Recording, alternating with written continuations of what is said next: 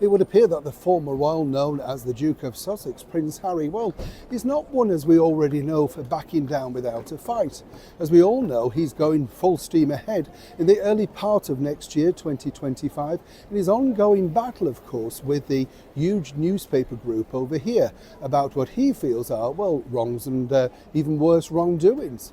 Of course, many people, as I've already told you before, have already decided to basically, well, walk away with a payment. But Harry, as we all know, on the tabloid TV show basically said it was now up to him to lead the fight. The same thing could be said, of course, for the recent, well, shall we say, embarrassing situation over in New York City. Apparently, Harry's not giving in. As ever, let me explain. Morning, good to see you today. Thank you so much. Are you all right? I'm all right, thank you. Nice to have your company. Welcome one and all subscribers, or should I say new subscribers. Lots of us have been, yes, I know. So many of you get in touch, tell me, Neil, I was with you when you had 4. I know. And well, we were a tight-knit team, weren't we? Yes. Well, of course, I remember we all met in a phone box. That was our group meeting. But seriously, thank you so much for joining the channel. Your support means everything. As I know, I often say, it's all totally free. There's no membership. You don't have to buy a coffee. In this cost of living crisis, we have to look out for each other, right? Absolutely. Let's get back, though, to your royal story of the day. This happened a couple of days ago, didn't it? Basically, as we now know, the New York police, the NYPD, basically sort of closed the book on this particular drama. The drama, of course, of the alleged, Manhattan car chase. Something that, according to their unofficial biography, happened over 2 hours and was frantic and, near fatal. And as we often have pointed out, Prince Harry himself was inside that particular cab, literally filming the outside.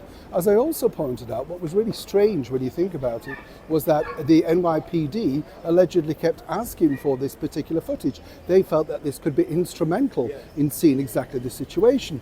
It wasn't forthcoming, as you can understand.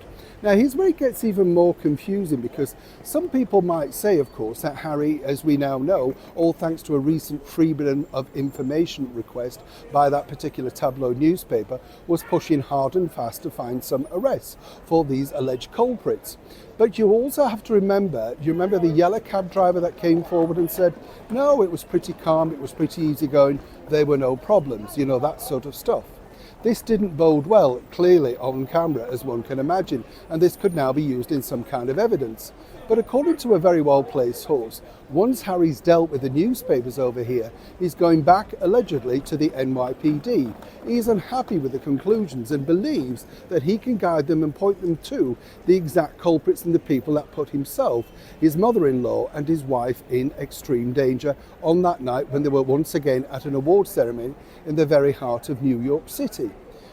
Now, speaking to people inside the NYPD, very high up, let me tell you, they're kind of at best humouring him.